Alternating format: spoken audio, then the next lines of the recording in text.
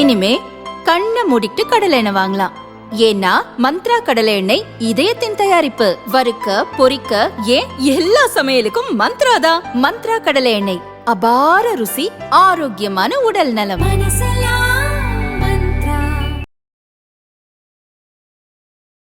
இருக்கக்கூடிய அதாவது தமிழகத்தில் பார்த்தீங்கன்னா 1 லட்சம் வழக்கறிஞர், 1.5 லட்சம் வழக்கறிஞர் இருக்காங்க. இந்திய அளவில் பார்த்தீங்கன்னா ஒரு 30 லட்சம் வழக்கறிஞர்கள் இருக்கிறாங்க. இவர்களுடைய அனைத்து விதமான செயல்பாடுகளையும் தீர்மானிக்கக்கூடியவர்கள் இந்த பார் கவுன்சிலில் இருக்கக்கூடியவர்கள். அதனால தான் அது ஒரு மிக மிக முக்கியமான தேர்தலாக பார்க்கப்படுகிறது. அந்த எலெக்ஷன் வந்துட்டாவே இப்போ எங்கள் எலெக்ஷன்லேயே பார்த்தீங்கன்னா த்ரூ அவுட் ஸ்டேட் வந்து ஒரு மோசமான ஒரு சூழ்நிலை உருவாக்கப்படுகிறது. தேர்தல் வந்துட்டாவே இதை எப்படி மைக்ரோ லெவலில் அதை வந்து சிறுமைப்படுத்தணும், இல்லை இந்த மைக்ரோ லெவலில் ஓட்டு வாங்குறதுக்காக ஜாதி, பணம், பொய்யான வாக்குறுதிகள், கேரக்டர் அசாசினேஷன், இதெல்லாம் எல்லா தேர்தலுமே நடைபெறுது. இந்த ஒரு தேர்தலுமே வந்து மக்கள் எதை வச்சு தீர்மானம், not only on party basis, ஒரு இண்டிவிஜுவல், ஒரு எம்எல்ஏவோ ஒரு கவுன்சிலரோ வந்து தேர்ந்தெடுக்கப்படும் போது அங்கே எது தீர்மானிக்கிறதுனா அவனுடைய பணிகள் வந்துட்டு அங்கே வந்துட்டு அதை வந்து அதனுடைய அடிப்படையில் தான் தேர்ந்தெடுக்கப்பட வேண்டும். ஏன் அதை வந்து பிரேக் பண்ண முடியல அப்படின்னு கேட்டிங்கன்னா, அவர்கள் ஏதோ ஒரு விதத்தில் வந்துட்டு மக்களுடைய வாழ்வியலில் சார்ந்து இருக்கிறாங்க. அவங்களுடைய பணி வந்து தொடர்ந்து, அதனால தான் they are making such an impact. அதனால வந்து நம்ம அரசியல்வாதிகளை வந்து குறை சொல்வது வந்து ஒரு மிக சுலபம். அது ஆனாலும் அதை மீறி இங்கே ஊழல் இருக்கா அப்படின்னா நிச்சயமாக வந்துட்டு ஒரு மிகப்பெரிய அளவில் இருக்குது. தினமலர் நேயர்களுக்கு அன்பான வணக்கம். நம்மோடு மூத்த வழக்கறிஞர் எம் வேல்முருகன் இணைந்திருக்காங்க. சார் வணக்கம். வணக்கம். தமிழ்நாடு புதுச்சேரி பார் கவுன்சில் அதனுடைய தேர்தல் வர இருக்க மார்ச் 30 நடைபெறுது. ரொம்ப பிரபலமாக பேசப்பட்டு கொண்டிருக்க, எல்லா இடத்துலையும் எல்லாரும் பேசிட்டு இருக்காங்க. பார் கவுன்சிலுடைய செயல்பாடுகள் என்ன, மிக முக்கியத்துவமாக அதை பார்க்கறதுக்கான காரணம் என்ன? அடிப்படையில் நம்ம இந்த இந்திய சமூகத்தில் இப்போ குறிப்பாக பார்த்தீங்கன்னா இந்த நீதித்துறையை சார்ந்து ஒரு மிகப்பெரிய தாக்கம் வந்து நம்ம சமூகத்தில் இருக்குது. அதை தீர்மானிக்கக்கூடிய அடிப்படையில் வழக்கறிஞர்கள், அதாவது நீதிபதிகளாக தேர்ந்தெடுக்கப்படுபவர்கள் கூட பார்த்திங்கன்னா நம்மளுடைய வழக்கறிஞராக இருந்து பணி செய்து தான் வந்திருப்பாங்க. அதனால் வந்து இந்த வழக்கறிஞர்களுடைய பங்களிப்பு இந்த சமூகத்தில் வந்து ஒரு மிகப்பெரிய பங்களிப்பாக இருக்கிறது. அதை ஒட்டி பார்க்கும்போது தான் அதனுடைய முக்கியத்துவம் உங்களுக்கு தெரியும். எப்படி வந்துட்டு மற்ற துறைகள் இருக்கும், அதாவது நம்ம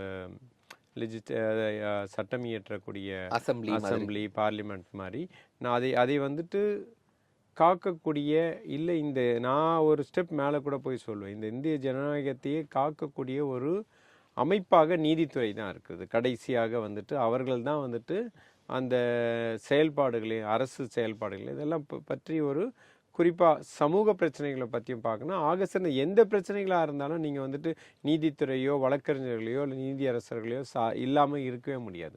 தே are quintessential part of Indian democracy. So அந்த அடிப்படையில் பார்க்கும்போது இந்த வழக்கறிஞர்களுக்கு பிரதிநிதிகளாக இருக்கக்கூடிய அல்லது அவர்களோட ரெப்ரசன்டேட்டிவாக தேர்ந்தெடுக்கப்படக்கூடிய இந்த பார் கவுன்சில் அமைப்பு என்பது ஒரு ஸ்டாச்சுட்டரி பாடி. அது ஒரு சட்டத்தின் பால் அண்டர் அட்வொகேட்ஸ் ஆக்ட் 1961 இயற்றப்பட்ட அந்த சட்டத்தின் அடிப்படையில் வந்து தான் இந்த பார் கவுன்சில் தேர்தல் நடைபெறுது. அந்த வழக்கறிஞர் குழுமம் தான் யார் வழக்கறிஞராக பதிவு செய்யலாம், யார் வந்து சட்டக்கல்வியை கூட தீர்மானிக்கிறது இந்த பார் கவுன்சிலோட செயல்பாடுகள். அதே நேரத்தில் புது சட்ட திருத்தங்கள் கொண்டு வரும்போது ஒரு மிக முக்கிய பங்காற்றக்கூடியவர்கள் வழக்கறிஞர்களுடைய இந்த பார் கவுன்சில். அவர்களுடைய opinion it carries an important aspect in bringing the change. So அப்படி பார்க்கும்போது ஒரு மிகப்பெரிய பங்களிப்பை வந்து இந்த இந்திய குடியரசுக்கு, அது இந்திய ஜனநாயகத்திற்கு மிகப்பெரிய பங்களிக்கக்கூடிய நம்முடைய இந்த பார் கவுன்சிலுடைய பணி வந்து ஒரு இன்றியமையாத பணி. அதை தவிர்க்கவே முடியாதது, ஒரு ஆக சிறந்த முக்கியத்துவம் வாய்ந்த ஒரு பார் கவுன்சில் பார்க்கப்படுகிறது. அதனால தான் வந்து இந்த தேர்தல்கள் அதில் தேர்ந்தெடுக்கப்படக்கூடியவர்களுடைய பங்களிப்பு வந்து அவர்கள் தான் இந்த ஒட்டுமொத்த வழக்கறிஞர் சமூகத்தையும் ரெப்ரசன்ட் பண்ண போகிறாங்க.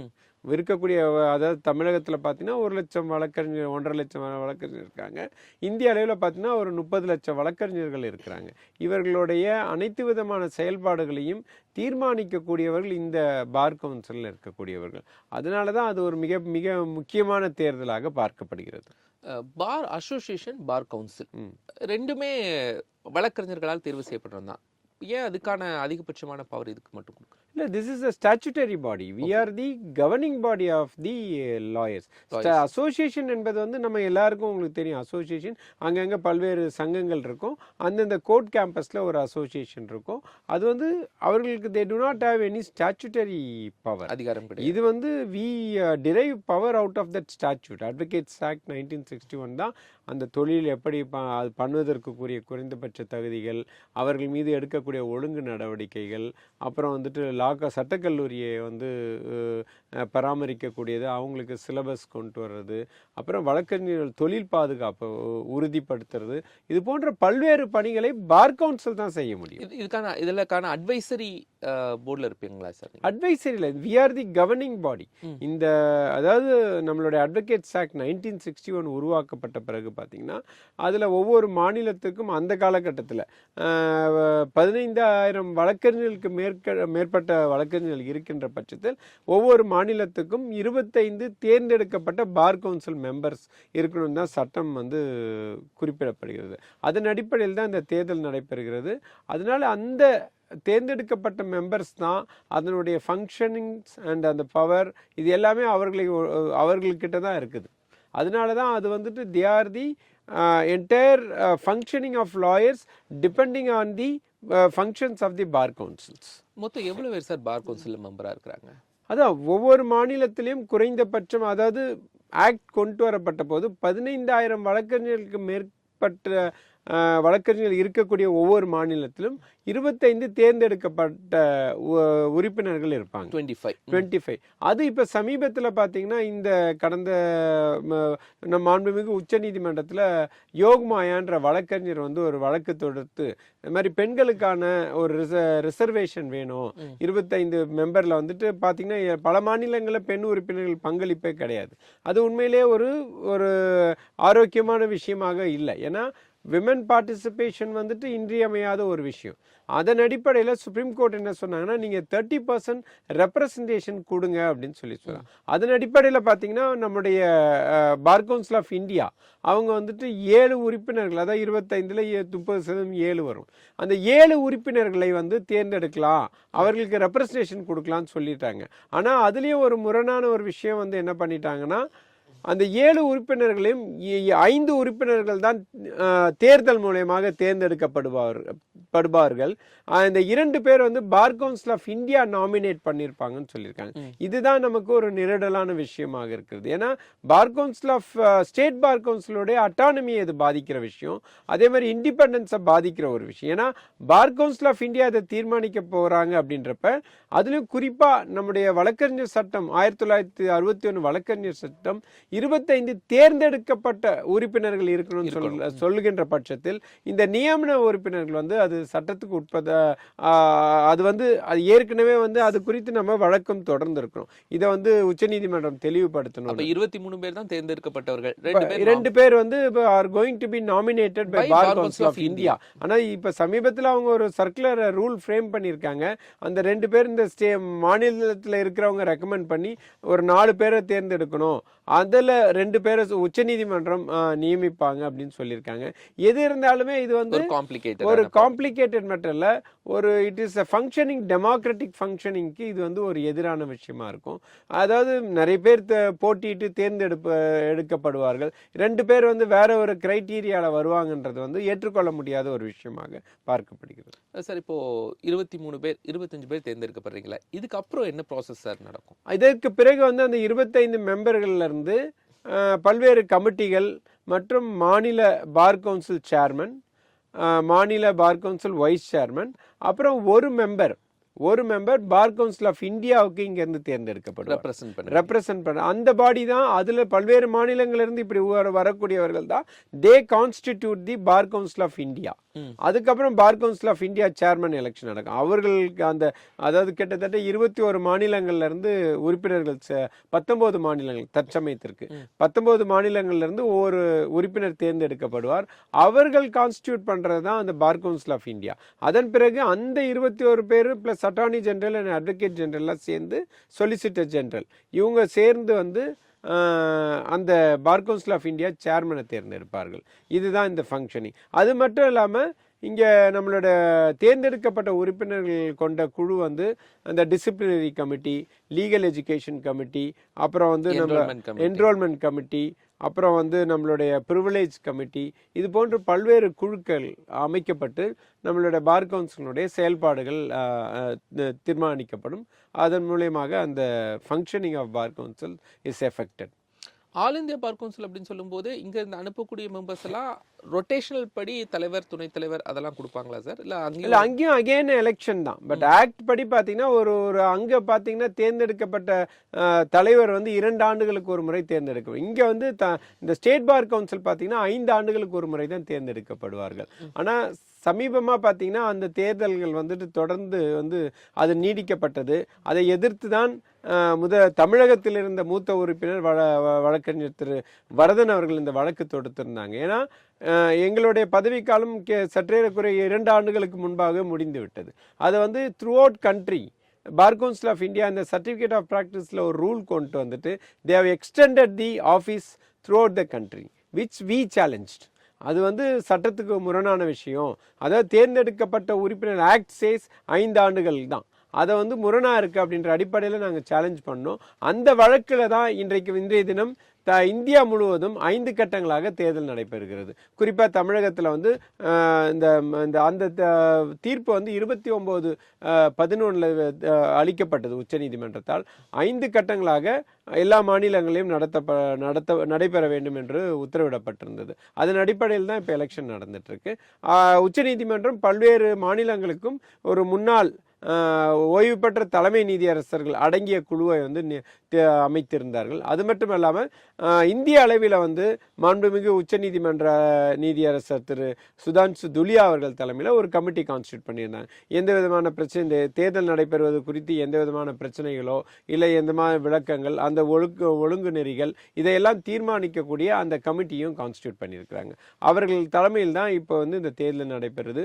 குறிப்பாக தமிழகத்தில் பார்த்தீங்கன்னா மாண்புமிகு முன்னாள் தலைமை நீதியரசர் திரு ராஜீவ் சக்தர் அவர்கள் நியமிக்கப்பட்டு அவரோடு 2 பேர் வந்து நம்முடைய தமிழகத்தை சேர்ந்த மூத்த வழக்கறிஞர் திரு ஓம் பிரகாஷும் அப்புறம் அமித் ஜார்ஜ் என்ற வழக்கறிஞரும் அந்த கமிட்டி கான்ஸ்டியூட் பண்ணார். அவர்கள் இணைந்து தான் இப்போ வந்து நம்ம தமிழகத்தை பார் கவுன்சிலுடைய தேர்தல் அதிகாரியாக மாண்புமிகு நீதியரசர் திரு KN பாஷா அவர்களை நியமித்திருக்கார்கள். அவர் தான் இப்போ நம்ம ரிட்டர்னிங் ஆஃபீஸர். அவர்கள் தலைமையில் தான் இன்றைய தினம் இந்த தேர்தல் நடைபெறுகிறது. சார், இப்போது சிஓபி டிக்ளரேஷன் இந்த மாதிரிலாம் நிறைய பிரச்சனை போயிட்டு இருந்தில்ல, அதெல்லாம் சால்வ் ஆகி கரெக்டாக ஒரு ஓட்டர் லிஸ்ட்லாம் ரெடி ஆகிடுச்சா? இல்லை, ஓட்டர்ஸ் லிஸ்ட்டை தயார் செய்வதில் தான் இந்த பிரச்சனைகள்லாம் இருந்தது. இந்த சர்டிஃபிகேட் ஆஃப் ப்ராக்டிஸ் பார்த்தீங்கன்னா கடந்த 2015 இந்த certificate of practice rules was introduce. அது பல்வேறு மாநிலங்களில் சேலஞ்ச் செய்திருந்தார்கள். அது ஒரு தனி ட்ராக் அது. ஆனால் நம்ம என்ன சொன்னோம்னா, இந்த தேர்ந்தெடுக்கப்பட்ட உறுப்பினர்களுடைய பதவிகளை வந்து அதன் காரணமாக நீட்டிக்கப்படக்கூடாது. நம்ம வந்து இப்போ certificate of practice was brought with a laudable intent. அதில் யாருக்கும் ஒரு மாற்று கருத்து கிடையாது. ஆனால் அதை வைத்துக்கொண்டு இந்த தேர்தல்களை அதாவது நீடிக்கிறது, பதவியை நீடிக்கிறது ஏற்றுக்கொள்ள முடியாத அடிப்படையில் தான் நம்ம அதை எதிர்த்தோம். அதிலும் குறிப்பாக இப்போ பார்த்தீங்கன்னா 2018 எங்களோட கடந்த தேர்தல் நடைபெற்றது. அப்போவே பார்த்தீங்கன்னா கிட்டத்தட்ட எல்லா உறுப்பினர்களும் வழக்கறிஞராக இருந்தவர்கள் வந்துட்டு அவங்க சர்டிஃபிகேட் ஆஃப் ப்ராக்டிஸ் சப்மிட் பண்ணிட்டாங்க. அது வந்து இதுவரைக்கும் வந்துட்டு வெரிஃபை செய்யப்பட்டு இன்னும் யாருக்கும் சர்டிஃபிகேட் ஆஃப் ப்ராக்டிஸ் கொடுக்கப்படவில்லை. அதே போன்று 2015 அப்புறம் பார்த்தீங்கன்னா 13 அப்புறம் நம்ம தமிழகத்தில் குறிப்பாக மாண்புமிகு நீதியரசர் திரு கிருபாகரன் எடுத்த முயற்சியின் அடிப்படையில் எல்லா மாணவர், அதாவது சட்டக்கல்வி பயின்றவர் என்ரோல் பண்ணும் போதே அவர்களை இப்போ அவர்களுடைய அந்த சான்றிதழ்கள் சரிபார்க்கப்பட்டு போலீஸ் வெரிஃபிகேஷன் செய்யப்பட்டு இன்கம் டேக்ஸ் அசஸ்மெண்ட் இதெல்லாம் இப்போ நடத்தி தான் வந்து நம்முடைய பதிவு நடைபெறுது.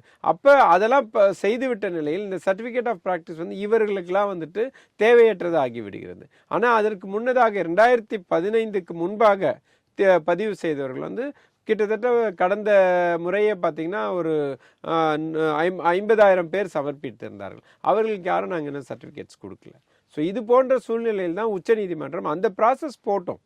அதை யாரும் தடுக்க தேவையில்லை. பட் தேர்தல்கள் இதை முன்னிட்டு தடுக்கப்படக்கூடாது என்ற அடிப்படையில் தான் இந்த தேர்தல்கள் தற்போது நடைபெறுகிறது.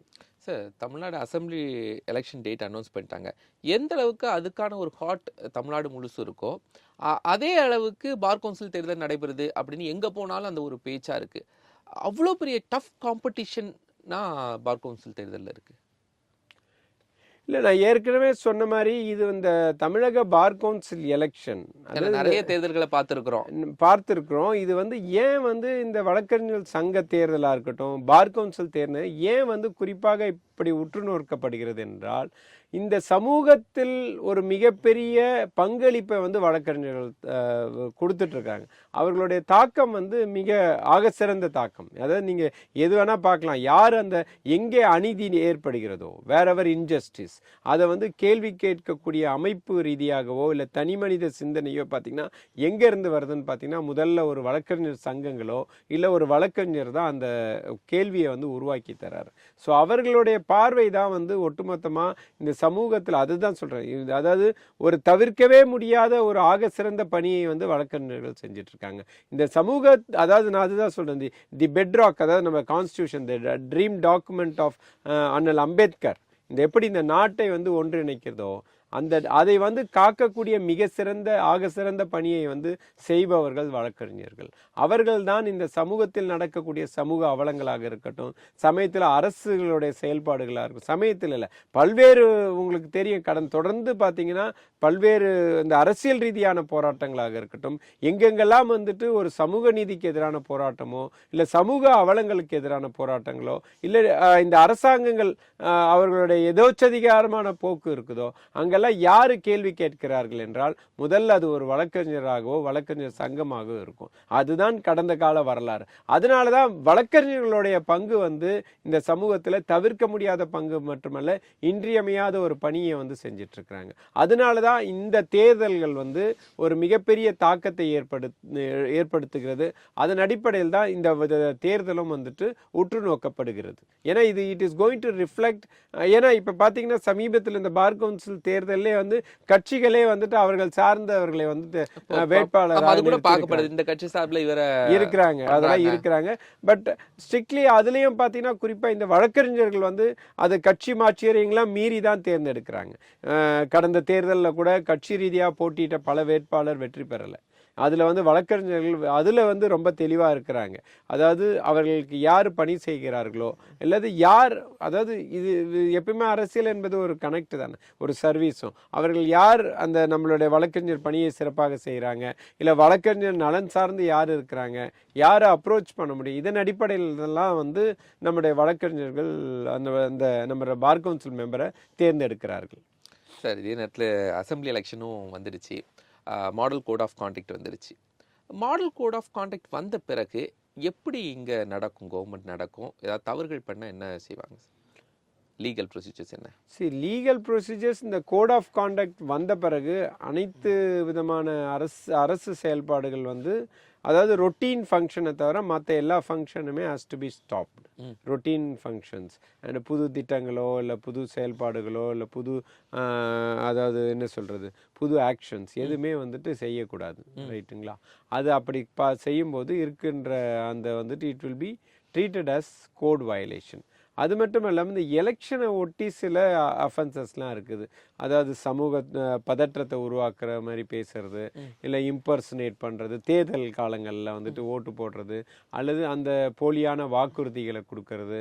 அப்புறம் வந்து இம்பர்சனேட் பண்ணுறதுனால என்ன சார்? இம்பர்சனேட் பண்ணுறது வந்து தேர்தலில் வந்துட்டு நீங்கள் இம்பர்சனேட் தான் கள்ள ஓட்டு போடுற அந்த மாதிரியான குற்றச்சாட்டுகள் நடைபெறலாம்.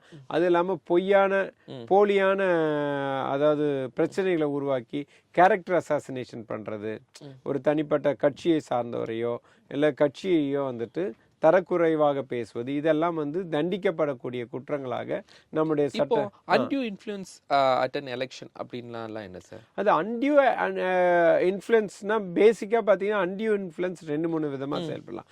ஒன்று மத ரீதியாக உருவாக்கலாம், ஜாதி ரீதியாக இருக்கலாம், இல்லை இந்த பணப்பட்டுவாடா இதெல்லாம் இருக்குது. இதெல்லாம் வந்துட்டு தவிர்க்கப்பட வேண்டியது, தடுக்கப்பட வேண்டிய விஷயங்கள். இதையெல்லாம் இங்கே வந்து அந்த எலெக்ஷன் வந்துட்டாவே, இப்போ எங்கள் எலெக்ஷன்லேயே பார்த்தீங்கன்னா த்ரூ அவுட் ஸ்டேட் வந்து ஒரு மோசமான ஒரு சூழ்நிலை உருவாக்கப்படுகிறது. தேர்தல் வந்துட்டாவே இதை எப்படி மைக்ரோ லெவலில் அதை வந்து சிறுமைப்படுத்தணும், இல்லை இந்த மைக்ரோ லெவலில் ஓட்டு வாங்குறதுக்காக ஜாதி, பணம், பொய்யான வாக்குறுதிகள், கேரக்டர் அசாசினேஷன், இதெல்லாம் எல்லா தேர்தலுமே நடைபெறுது. இதெல்லாம் punishable offence under the Indian BNS படி வந்து தண்டிக்கப்படக்கூடிய குற்றங்கள். Inducing election boycott and not to vote in polling அப்படிங்கிறத எப்படி சார் எடுத்துக்கிறது? இல்லை, அதாவது ஜனநாயகத்தில் எல்லாருக்கும் பங்களிக்க வேண்டிய கட்டாயம் இருக்கிறது, பங்களிப்பு. அதை வந்து தடுக்கணும் அப்படின்னு செயல்படுறது, பாய்காட் பண்ணணுன்றது வந்துட்டு ஏற்றுக்கொள்ள முடியாத விஷயம். எல்லாருக்குமே பிரச்சனைகள் இருக்கு, யாருக்கு பிரச்சனை இல்லை. அதன் அடிப்படையில் இந்த எலெக்ஷனை பாய்காட் பண்ணுவோம் அப்படின்றது இப்போ சமீபத்தில் வந்திருக்கக்கூடிய பிஎன்எஸ்ல அது ஒரு தண்டிக்கப்படக்கூடிய குற்றமாக பார்க்கப்படுகிறது. அதுக்கு வந்து பிஎன்எஸ்ல அந்த I think it is 3 years punishment நினைக்கிறேன். அது மாதிரி 3 years punishment under the new BNS act. அது மாதிரிலாம் இது ஏன்னா it to promote the democratic functioning of the electoral process. அதை தடுக்கக்கூடாது என்ற அடிப்படையில் இந்த சட்ட திருத்தங்கள் கொண்டு வரப்பட்டது. பிரைபரி சார் ரொம்ப முக்கியமானது. நிச்சயமா அது இந்த நீங்கள் பார்த்தீங்கன்னா இந்த பிரைபரி கொடுத்து எத்தனை வழக்குகள் வந்துட்டு பதிவு செய்யப்பட்டாலும் அன்ஃபார்ச்சுனேட்லி பார்த்தீங்கன்னா எங்கேயுமே வந்துட்டு அதற்கான ஒரு முடிவோ ஒரு தண்டனையோ நமக்கு தெரிஞ்சு பெரிய அளவில் இல்லை. ஆனால் ஒரு விஷயம் எல்லாராலும் ஏற்றுக்கொள்ளப்படக்கூடிய அல்லது பேசப்படக்கூடிய ஒரு விஷயம் என்னன்னா, எலெக்ஷன் வந்துட்டாவே பிரைபரி கொடுக்குறாங்க அப்படின்ற ஒரு சூழ்நிலை உருவாக்கி, அது ஏனோ வந்துட்டு அதெல்லாம் நம்மளாம் ஒரு வெட்கப்பட வேண்டிய ஒரு சூழ்நிலை தான். இந்த சமூகத்தில் வந்துட்டு தேர்தலுக்காக பணம் கொடுத்து தான் நாங்கள் வாக்குகள் பெறணும் அப்படின்றது அது எந்த விதமான மனநிலை மக்களுடைய, அதாவது 2 பேரும் இதில் வருத்தத்துக்குரிய விஷயம் என்னன்னா, இட் இஸ் ஆல்சோ அஃபெக்டிங் தி யார் பணம் கொடுக்குறாங்களோ இல்லை பணம் பெற்றுக்கொள்பவர்கள் வந்துட்டு நிச்சயமாக அது ஒரு கேவலமான ஒரு சிந்தனை தான். இதே நிலை தான் எங்கள் தேர்தலில் கூட இருக்குது. இது வந்து முற்றிலும் மோசமான ஒரு விஷயம்தான். இது வந்து ஒவ்வொரு தனிப்பட்ட வாக்காளர்களும் மனசாட்சியை கேள்வி கேட்கக்கூடிய ஒரு விஷயமாக பார்க்கப்படுகிறது. False statements regarding character and contact. அப்போ ஒருத்தர் குறித்து கேரக்டர் குறித்து தவறான தகவல் சொன்னாலும் அதுக்கும் பனிஷ்மெண்ட் கண்டிப்பா. அதுவும் குறிப்பாக தேர்தல் காலங்களில் வந்து தேர்தலை முன்னிட்டு நீங்கள் கேரக்டர் அசாசினேஷன் மிகப்பெரிய அளவில் நடைபெறும். அதுவும் பார்த்தீங்கன்னா இப்போ with the impact of social media and other நம்ம சமூக வலைத்தளங்களில் பார்த்தீங்கன்னா இது ரொம்ப ஈஸியாக பரவக்கூடிய ஒரு வாய்ப்பு. முன்னெல்லாம் அது மாதிரி இல்லை, ஏதோ ஒரு பேப்பர்லேயோ ஒரு மீடியாவிலையோ வரும். இப்போ வந்து அப்படி இல்லை, ஜஸ்ட் லைக் தட் நீங்கள் ஒரு நியூஸ் வந்து உடனடியாக வைரலாக பார்க்கப்படுது. அதில் ஏற்படக்கூடிய டேமேஜ் பார்த்தீங்கன்னா it cannot be controlled at all. Once ஒரு நியூஸ் போயிட்டு ஒரு இதாக வைரல் ஆகிடுச்சுன்னா அது ஃபேக்ட் செக் பண்ணி அதை விசாரித்து போகல உங்களுக்கு அடுத்த செய்தி வந்துடும். ஸோ இது வந்து கட்டுப்படுத்தப்பட வேண்டிய விஷயம். உடனடியாக தேர்தல் கமிஷன் வந்து அதில் எவ்வளோ குயிக்காக ரெஸ்பாண்ட் பண்ணி ஆக்ஷன் எடுக்க முடியுமோ எடுக்கப்பட வேண்டிய அவசியம் இருக்கிறது. இன்னும் சின்ன சின்ன விஷயங்கள் sir, for example illegal payment for petrol, meeting, circulating pamphlets, advertising candidate without கேண்டிடேட்டுடைய ரிட்டன் பெர்மிஷன் இல்லாமல்லாம் பண்ணக்கூடாதா சார்? ஆமாம், அதுதான் நம்மள கோட் ஆஃப் கான்டாக்ட் உங்களுக்கு ஏற்கனவே தெரியும். கோட் ஆஃப் கான்டாக்ட் நம்ம இந்த பொது தேர்தலை பற்றி பேசிகிட்டு இருக்கோம். இந்த code of contact once enforcement வந்ததுன்னா அவர்களுடைய எல்லா வரவு செலவுகளும் அவங்க தனியாக அக்கௌண்ட் ஓப்பன் பண்ணணும்.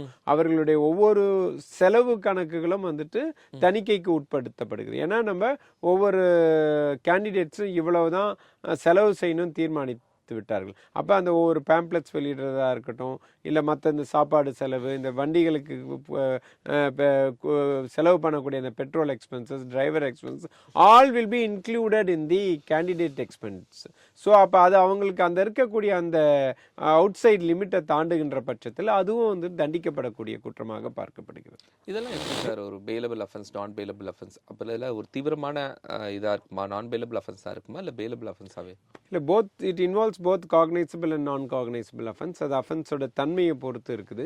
பட் நம்ம இது எல்லாத்தையும் மீறி நம்ம இதை பார்க்க வேண்டிய விஷயம் என்னென்னா, சட்டம் எப்போ தான் நம்ம இருந்தாலுமே அதை நடைமுறைப்படுத்துவதில் மிகப்பெரிய சிக்கல் இருக்குது. இது வந்து ஒன்று மக்கள் தெளிவு பெறணும். அவன் ஒரு பிரைபரியோ இல்லை நீங்கள் சொல்கிற மாதிரி கேரக்டர் அசாசினேஷன் அல்லது சமூக பதற்றத்தை உருவாக்கக்கூடிய விஷயங்கள்லாம் தேர்தல் சமயத்தில் மிக தீவிரமாக முன்னெடுக்கப்படுகிறது. இதை வந்து நம்ம தான் தீர்மானிக்கணும். நம்ம தீர்மானிக்கணும்னு நான் சொல்லும் போது அதை தடுக்கக்கூடிய விஷயத்தை மக்கள் தான் முன்னெடுக்கணும். அது மாதிரி செயல்படக்கூடியவர்களையும் நம்ம வந்து சப்போர்ட் பண்ணக்கூடாது அப்படின்ற ஒரு முடிவை எடுக்க முடியுமா? அது வந்துட்டு ஒரு யூட்டோப்பியன் ட்ரீம் தான். அது நம்ம எல்லாருமே என்ன நினைக்கிறோம், இந்த சிஸ்டம் பர்ஃபெக்டாக இருக்கணும், இதில் தவறே செய்யாமல் ஒரு சூழ்நிலை உருவாக, அது வந்து தான் மூரோட கான்செப்ட் ஃபிலாசபி வந்து பார்த்திங்கன்னா யூட்டோப்பியன் ட்ரீம் தான். அது மாதிரி என்னைக்காவது நடைபெறுமா? அது ஒரு காலத்துலேயும் நடைபெற போகிறதில்ல. ஆனாலும் சட்டங்கள் வந்து இதெல்லாம் தவிர்க்கக்கூடிய அந்த கொண்டு வரப்பட்ட பிறகும் இந்த மிகப்பெரிய மனமாற்றம் வந்து யார்கிட்ட இருக்கணும்? இது ஒரு சமூக அமைப்பில் வந்து மக்களுக்காக கொண்டு வரப்படக்கூடிய ஒரு சிந்தனை இது. அப்போ மக்கள் தான் அதை வந்து எந்த விஷயமே நல்லதோ கெட்டதோ மக்கள் ஏற்றுக்கொண்டு விட்டார்கள் என்றால் அது சரி என்று ஆகிவிடுகிறது. நம்ம எதாவது சட்ட ரீதியாக அது சொன்னாலும் நீங்கள் இந்த பிரைபரியை கொண்டு வந்து ஒருத்தர் வெற்றி பெற்றா அதன் காரணமாக வெற்றின்னு நம்ம சொல்ல முடியாதுல்ல. We all know that it is happening. But once a victory is a victory. இந்த மாற்றத்தை வந்து சாமானிய மக்கள் தான் உருவாக்கணும். ரொம்ப முக்கியமான விஷயம் சார். 40 lakhs வரை தான் ஒரு கேண்டிடேட் செலவு பண்ணணும் அப்படின்னு ஒரு வரைமுறையை சொல்லியிருக்காங்க. அதெல்லாம் பாசிபிளா சார்? இன்றைக்கு இருக்க நடைமுறை கணக்கிடுறதுக்கு தனியா ஒரு அலுவலர்லாம் போடுறாங்க. அதுல பாத்தீங்கன்னா சில concept they are attempting to say இந்த எலெக்ஷன் எக்ஸ்பென்சஸே வந்து கவர்மெண்ட் பண்ணணும் அப்படின்னு ஒரு ப்ரொபோசல் இருக்கு. லிட்ரலி இதில் இன்னொரு விஷயம் என்னென்னா, ஏன் வந்து நான் இவ்வளோ செலவு செய்யணும்? என்ன வந்து எந்த ஒரு தேர்தலுமே வந்து மக்கள் எதை வச்சு தீர்மானம், not only on party basis, ஒரு இண்டிவிஜுவல் ஒரு எம்எல்ஏவோ ஒரு கவுன்சிலரோ வந்து தேர்ந்தெடுக்கப்படும் போது அங்கே எது தீர்மானிக்குதுன்னா அவனுடைய பணிகள் வந்துட்டு அங்கே வந்துட்டு அதை வந்து அதனுடைய அடிப்படையில் தான் தேர்ந்தெடுக்கப்பட வேண்டும். ஆனால் இன்றைக்கி அது மாதிரி நடைபெறுதான்னு கேட்டிங்கன்னா அது மாதிரி இல்லை. சில ஊர்லெலாம் பார்த்தீங்கன்னா கேண்டிடேட்டே வேறு பேராட்ரூப்டு ஃபார் அனதர் கான்ஸ்டியூன்சி இது மாதிரியெல்லாம் நடைபெறுது. அதையெல்லாம் மீறி செய்கிறது தவறா சார்? சட்டப்பூர்வம் அது தவறு கிடையாது. பட் ஆரோக்கியமான தேர்தல்னா என்னுடைய தொகுதியில் இருக்கக்கூடிய ஒருத்தனை வந்து தேர்ந்தெடுக்கணும் மக்கள். அவருடைய தனிப்பட்ட செயல்பாடுகள் ஆராயப்பட வேண்டும். அவர்களுடைய பெர்ஃபார்மன்ஸ் தீர்மானிக்கப்படும். கடந்த முறை எம்எல்ஏவாக இருந்தாரோ இல்லை தொகுதியில் தொடர்ந்து பணி செய்யக்கூடிய இன்றைய தினம் நம்ம இதை பேசுகின்ற போது ஒரு குறிப்பாக சொல்லணும், அரசியல்வாதியாக ஒருத்தனுடைய வாழ்க்கை வந்து மிக சிரமமான ஒரு வாழ்க்கை. நம்ம சொல்கிறோம் இந்த கேரக்டர் அசாசினேஷன் அரசியல்வாதிகளை வந்து நம்ம பெரிய அளவில் பண்ணுறோம் நம்ம. ஆனால் அதில் பண்ணும்போது நீங்கள் ஒரு தனிப்பட்ட ஒரு அரசியல்வாதியினுடைய வாழ்க்கையை பார்த்தீங்கன்னா they are also dedicating their life to the society. It is not easy for anybody to be a successful politician or ஒரு டே டு டேயில் செய்ய முடியாது. ஆனால் அதை வந்து ஒரு பெரிய இமேஜ் இங்கே வைக்கப்படுகிறது. அரசியல்வாதினாவே ஒரு மோசமான மனிதன், அவர் தவறான சிந்தனையில் இருக்கிறவர் தான், அவர் வந்துட்டு கரப்ஷன் தான், ஊழல் தான் அப்படின்னு ஒரு பெரிய ஒரு பிம்பம், மாயபிம்பமாக நான் அது ஐ வுட் சே மாயபிம்பம். ஏன்னா எனக்கு பர்சனலாக ஐ கேன் டெல் யூ, ஒரு தனிப்பட்ட இங்கே எந்த கட்சியை சார்ந்த குறிப்பாக திமுக அதிமுக போன்ற சகோதரர்கள் அரசியல்வாதியாக இருக்க அவர்களோட டே டு டே லைஃப்பை நீங்கள் பார்த்தீங்கன்னா ரொம்ப கஷ்டமாக இருக்கும். They start the day from the early இந்த மார்னிங் நைட்டு முடிப்பாங்க. அவர்களுடைய பணி வந்துட்டு அவர்கள் ஏதோ ஒரு வகையில் வந்து மக்களுடைய வாழ்வை சார்ந்து இருக்கிறாங்க. அவங்களுடைய வாழ்வியல் ரீதியில் பார்த்திங்கன்னா அது ஒரு குழந்தை ஒரு ஹாஸ்பிட்டலுக்கு போகிறதில் தொடங்கி கடைசியில் அந்த டெத்துக்கு ஒரு சுடுகாட்டுக்கு போகிற வரைக்கும் பார்த்திங்கன்னா அது மட்டும் இல்லை, அது அந்த ஒரு நம்ம இப்போ நிற்கக்கூடிய அந்த கம்யூனிட்டி சர்டிஃபிகேட்டு, கேஸ்ட் சர்டிஃபிகேட், நம்ம டெத் சர்டிஃபிகேட், கார்பரேஷன், இது எல்லா இடத்துலையுமே அவர்களுடைய பணி இருந்துட்டு தான் இருக்குது. அவங்க வந்து பணி சார்ந்து இருந்துட்டு தான் இருக்கிறாங்க. அதனால தான் people are also appreciating the politicians of DMK and ADMK. ஏன் அதை வந்து பிரேக் பண்ண முடியல அப்படின்னு கேட்டிங்கன்னா அவர்கள் ஏதோ ஒரு விதத்தில் வந்துட்டு மக்களுடைய வாழ்வியலில் சார்ந்து இருக்கிறாங்க. அவங்களுடைய பணி வந்து தொடர்ந்து இருக்குது. அதனால தான் they are making such an impact. அதனால வந்து நம்ம அரசியல்வாதிகளை வந்து குறை சொல்வது வந்து ஒரு மிக சுலபம் அது. ஆனாலும் அதை மீறி இங்கே ஊழல் இருக்கா அப்படின்னா நிச்சயமாக வந்துட்டு ஒரு மிகப்பெரிய அளவில் இருக்குது. அது குறைக்கப்பட வேண்டும் அப்படின்றதான் எல்லாருடைய எதிர்பார்ப்பாகவும் இருக்குது. ஏதாவது ரொம்ப முக்கியமான தேர்தல் வழக்குகளை நீங்கள் பார்த்துருக்கீங்களா, கேள்விப்பட்டிருக்கீங்களா சார்? இந்த மாதிரி தேர்தலை மீறின வழக்குகள்லாம் நிறைய இருக்குது கோபால், நிறைய வழக்குகள் இருக்குது. பட் அன்ஃபார்ச்சுனேட்லி பார்த்தீங்கன்னா அதில் மிகப்பெரிய தேர்தல் வழக்குகள் ஆஃப்டர் அதில் மிகப்பெரிய வழக்குன்னு பார்த்தீங்கன்னா நம்ம அம்மையார் இந்திரா காந்தி வழக்கு தான். அதன் காரணமாக தான் எமர்ஜென்சியே வந்தது, உங்களுக்கு தெரியும் இல்லையா? இது மாதிரி அப்பப்போ 1-2 வழக்குகள் வருது. இப்போ இவர் அது கூட பார்த்தீங்கன்னா செல்வ கணபதி கூட இது இல்லை, அது கிடையாது. அந்த தேர்தல் முறைகேடு செய்து வந்த வழக்குகள் வந்து ரொம்ப குறைச்சலாக பெரிய அளவில் தண்டனை கொடுக்கப்படவில்லை. பீரியட்ஸ் முடிஞ்ச பிறகு தான் ஆமாம், அதில் விசாரணை அந்த இதெல்லாம் இருக்கு. அதனால ஏன் இவரோட நம்ம இன்பத்துறை அவரோட வழக்கு கூட இருக்கலாம், அப்பாவு மீது வர்சஸ் அது இன்னை வரைக்கும் கூட சுப்ரீம் கோர்ட்ல முடிவு பெறவில்லை. இது மாதிரியான விஷயங்கள் வந்து இன்ஃபேக்ட் முதலமைச்சர் ஆக்சுவலா சிஎம் ஸ்டாலின் வர்சஸ் சைதை துரைசாமி, ஆமா, அந்த வழக்கு அது ஆக்ட். இன்ஃபேக்ட் நம்ம ஆக்ட்ல பாத்தீங்கன்னா 6 monthsக்குள்ள அந்த வழக்குகளை முடிக்கணும்னு சொல்லியிருக்காங்க. தேர்தல் சம்பந்தப்பட்ட வழக்குகள் 6 monthsக்குள்ள இருக்கணும். பட் அன்ஃபார்ச்சுனேட்லி இந்த சிஸ்டத்தில் அப்படிதான் இருக்குது. ஒரு மிகப்பெரிய குறைபாடு தான். அதெல்லாம் சீர் செய்யும் போது நிச்சயமா வந்து இந்த மாதிரியான தவறான முறைகள் வந்து கண்டிப்பாக குறைக்கப்படும், இல்லை தவிர்க்கப்படணும்னு அப்படின்னு ஒரு மாரலாக ஒரு ஃபியர் வரும். அதுக்கு வந்து கடந்த காலங்களில் பார்த்தீங்கன்னா இந்த எலெக்ஷன் கமிஷனே இன்னைக்கு நம்ம பல்வேறு குற்றச்சாட்டுகளே எலெக்ஷன் கமிஷனில் வைக்கிறோம். அதனால அது நம்ம இப்போ பேசினா சரியா இருக்குமான்னு தெரியல. ஏன்னா ஒரு தனி மனிதன் இந்த எலெக்ஷன் கமிஷனுடைய பார்வையே மாற்றினார். உங்களுக்கு தெரியும், டிஎன் சேஷன்ற ஒரு தனி மனிதன் வந்து இந்த எலெக்ஷன் கமிஷன் அமைப்பு முறையே மாற்றி அந்த அதிகாரமிக்க ஒரு எலெக்ஷன் கமிஷனாக மாற்றினார். அதை பார்த்து அரசியல் கட்சிகள் பயந்த காலம் உண்டு. இன்னைக்கு ஏனோ அது மாதிரி இல்லை அப்படின்றது தான் யதார்த்தம். ரொம்ப நிறைய தகவல்களை பகிர்ந்து கொண்டிருக்கீங்க sir. Very useful for this time.